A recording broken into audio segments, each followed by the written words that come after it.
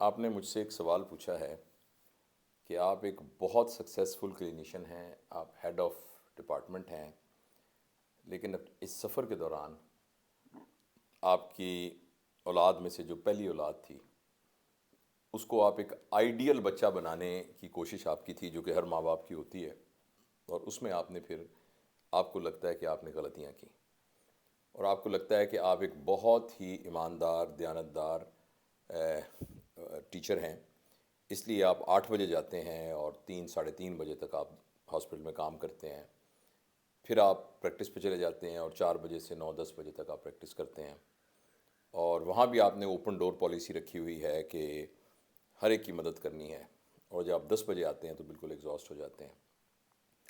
اور اس پروسیس کے دوران آپ کی جو بیٹی تھی، پہلی بیٹی جو بڑی بڑی اولاد تھی، اس کو آپ نے ایک اچھا بچہ بنانے کی بھی کوشش کی، کیونکہ آپ بہت خود کامیاب تھے اور آپ نے یہ سوچا کہ میری کامیابی میرے بچوں میں بھی ریفلیکٹ ہونی چاہیے، اور اس دوران میں اس پہ اتنی سختی کر دی کہ اب وہ خود کہنے لگ گئی، آپ کا بچی کہنے لگ گئی ہے کہ آپ نے میرے ساتھ بہت زیادتی کی ہے، اور آپ نے مجھے جو ہے لوگوں کے سامنے سنب کیا ہے، اور لوگوں کی میری کے سامنے میری بےعزتی کی ہے، اور وہ اب آپ کو اس پر پچھتاوا ہوتا ہے۔ اور دوسرا آپ نے یہ کہا ہے کہ والد صاحب کی آپ کی جو خدمت آپ کر سکتے تھے کی، ان کا دنیا سے چلے گئے، اللہ ان کو غریق رحمت کرے، مگر شاید اپنے کیریئر کے بنانے کے چکر میں اتنا نہیں ٹائم دے سکے جو ڈیو تھا، تو اس پر آپ کو بہت زیادہ پچھتاوا ہو رہا ہے۔ دیکھیے، اس کا جو ہے نا، پہلی بات تو یہ ہے کہ سب سے پہلے تو آپ اس بات پر بہت ہی خوش ہونا چاہیے آپ کو کہ آپ کو اس بات کا احساس ہو گیا ہے، آپ یہ بات سوچ رہے ہیں، یہ ایز سچ ہی پہلی کامیابی ہے۔ اور سیلف ریفلیکشن کے اصول کے اندر سب سے اہم بات یہ ہوتی ہے کہ آدمی اپنے فیلئر، اول تو پتہ نہیں یہ فیلئر ہے بھی کہ نہیں ہے، لیکن جو بھی کسی شخص کسی کو فیلئر سمجھ رہا ہے تو اس فیلئر کو وہ کس بات پر ایٹریبیوٹ کر رہا ہے، وہ کیا کہہ رہا ہے اس کے بارے میں۔ اس کے بارے میں یہ کہہ رہا ہے کہ اگر میں ایسا نہ کرتا تو پھر میں کیریئر کیسے بناتا، تو آپ ایسا نہیں کہہ رہے، آپ یہ کہہ رہے ہیں کہ نہیں، مجھ سے کوتاہی ہوئی ہے، مجھ سے غلطی ہوئی ہے۔ تو پہلی بات تو یہ ہے کہ پہلی منزل تو آپ نے پہلے ہی سر کر لی ہے نا، کہ آپ اس بات پر پچھتا رہے ہیں اور آپ اس کے اوپر وہ کر رہے ہیں۔ اب اگلا یہ ہے کہ کریں کیا۔ دیکھیں، بنیادی اصول یاد رکھنے والا یہ ہے کہ یہ جو ٹرم ہے نا، ٹائم مینجمنٹ، یہ بہت ہی بڑا مس نومر ہے اور بہت ہی مس لیڈنگ ٹرم ہے۔ ٹائم مینجمنٹ، مینجمنٹ کا مطلب وہ ہوتا ہے کہ جس کو آپ اپنی مرضی سے چلا سکتے ہو، وہ مینجمنٹ ہے نا۔ تو ٹائم کو تو آپ اپنی مرضی سے چلا نہیں سکتے، 8 بجیں گے تو 8:30 بجیں گے، 8:30 بجیں گے تو 9 بجے گا، 9 بجے گا تو 10 بجیں گے، 10 تو 11 بجیں گے۔ تو آپ جو چیز اپنی ایک رفتار کے ساتھ موو کر رہی ہے، آپ اس کو کیسے مینیج کریں گے؟ اس کو آپ سلو تو نہیں کر سکتے یا فاسٹ تو نہیں کر سکتے۔ تو جو چیز مینیج کرنی ہے وہ آپ نے اپنا آپ مینیج کرنا ہے۔ ٹائم مینجمنٹ ایک غلط ٹرم ہے، managing your self is the term, کہ اس چلتی ہوئی رفتار کے اندر میں نے وہاں کہاں فٹ کرنا ہے۔ تو اس کے لیے سب سے اہم چیز جو ہے وہ پرائورٹیز ہوتی ہیں۔ زندگی میں آپ کی پرائورٹیز کیا ہیں؟ کس کو آپ نمبر 1 کہتے ہیں، کس کو آپ نمبر 2 کہتے ہیں، کس کو آپ نمبر 3 کہتے ہیں؟ یہ بات سب سے پہلے جاننے کی ضروری ہے، اور یہ میں کون ہوتا ہوں بتانے والا؟ آپ اپنی پرائورٹیز خود آپ سیٹ کریں گے کہ آپ کے لیے نمبر 1 کیا تھا، نمبر 2 کیا تھا، نمبر 3 کیا تھا، نمبر 1۔ اور نمبر 2 بات یہ ہے کہ آپ کے پاس ٹائم کو ویسٹ کرنے کے کتنے ذرائع موجود ہیں۔ تو جس کو ہم ٹائم مینجمنٹ کہتے ہیں وہ ایکچولی 2 میں ڈیوائڈ کی جاتی ہے۔ نمبر 1 یہ کہ آپ کی پرائورٹی کیا ہے، اور جو آپ کی پرائورٹیز ہیں ان پر آپ میکسیمم ٹائم خرچ جو پرائورٹی نمبر 1 ہے اس پر آپ میکسیمم ٹائم خرچ کرتے ہیں، پرائورٹی 2 پر اس سے کم، 3 پر اس سے کم۔ اور نمبر 2 بات یہ ہے کہ جن چیزوں میں آپ کا ٹائم ضائع ہو رہا ہے ان کی آئیڈینٹیفیکیشن آپ نے کی ہے کہ نہیں کی، اور کیا آپ ٹائم ضائع ہونے سے اپنے آپ کو بچا لیتے ہیں۔ اس کا نام ٹائم مینجمنٹ ہے، اور یہ ہم خود کر سکتے ہیں، اس کی ٹیکنیکس موجود ہیں، لیکن آپ جیسے سمجھدار پڑھے لکھے آدمی کے لیے میرا خیال ہے کوئی ٹیکنیک کہیں الگ سے پڑھنے کی ضرورت نہیں ہے۔ آپ بیٹھ کے خود ہی اپنی پرائورٹی اور اپنی آبجیکٹیو زندگی کے طے کر سکتے ہیں، اور اس کے حساب سے ٹائم کی ڈسٹریبیوشن کر سکتے ہیں۔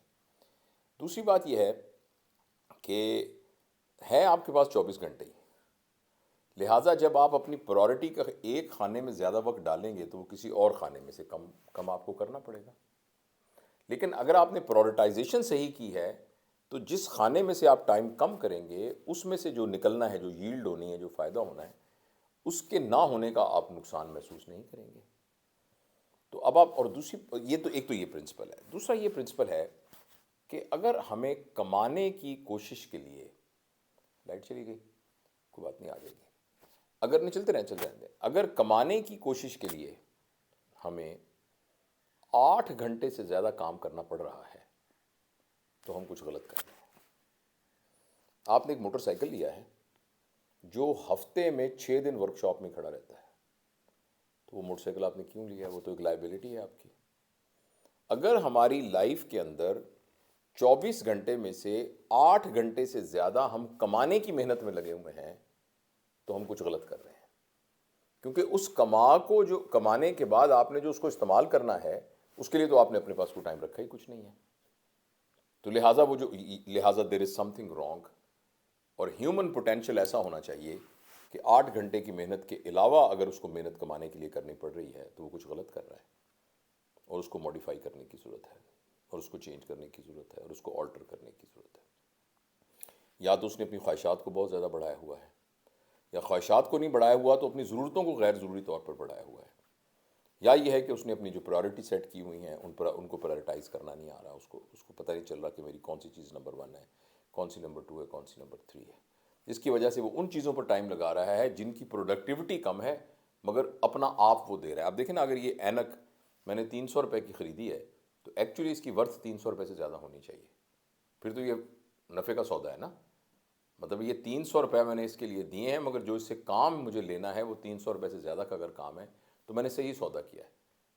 اچھا، اسی طریقے سے آپ نے فرض کریں 6 گھنٹے روزانہ دے کر جو کچھ حاصل کیا ہے، اگر اس کی قیمت آپ کی اپنی صحت ہے، اس کی قیمت آپ کا اپنا نیند کا پورا نہ ہونا ہے، اس کی قیمت آپ کی بیوی بچوں کے ساتھ آپ کے ریلیشن شپ کا بریک ہونا ہے، اس کی قیمت آپ کے بچوں کی تربیت کے اندر کمی کا رہنا ہے، تو یہ تو ایسے ہی ہے نا کہ آپ نے جو 300 روپے والی اینک تھی وہ آپ نے 10,000 روپے کی خرید لی.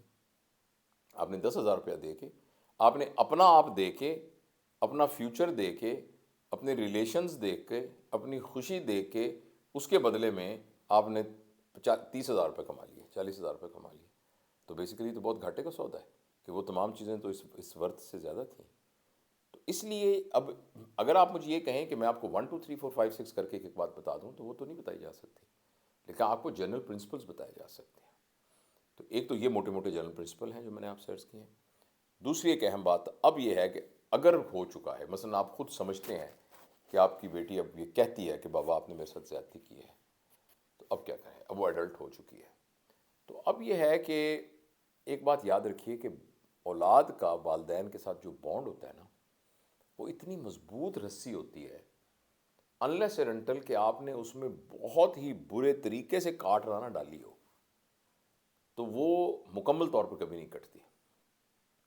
اور اس کا ایک دھاگا بھی اگر بچا ہوا ہو تو آپ اس دھاگے کے ارد گرد پھر دوبارہ بن کے نئی رسی بن سکتے ہیں. یہ آپ یاد رکھیے.